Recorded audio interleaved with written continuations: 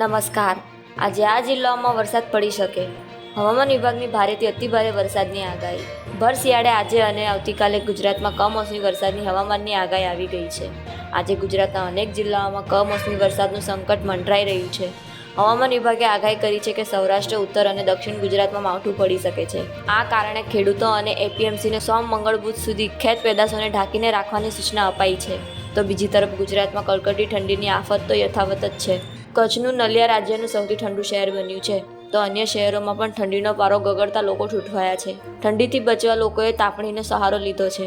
આજે, આવતીકાલે અને પરમ દિવસે એમ કુલ 3 દિવસ ગુજરાતમાં વરસાદ પડવાની હવામાન વિભાગે આગાહી કરી છે. ત્યારે વાત કરીએ તો આવતીકાલ અને 8 જાન્યુઆરીએ સૌરાષ્ટ્રના રાજકોટ, અમરેલી, ગીર સોમનાથ, ભાવનગર વરસાદ પડવાની આગાહી કરાઈ છે. તો ઉત્તર ગુજરાતના સાબરકાંઠા, બનાસકાંઠા, અરવલ્લી ઉપરાંત મધ્ય ગુજરાતના અમદાવાદ અને ગાંધીનગરમાં વરસાદ પડી શકે છે.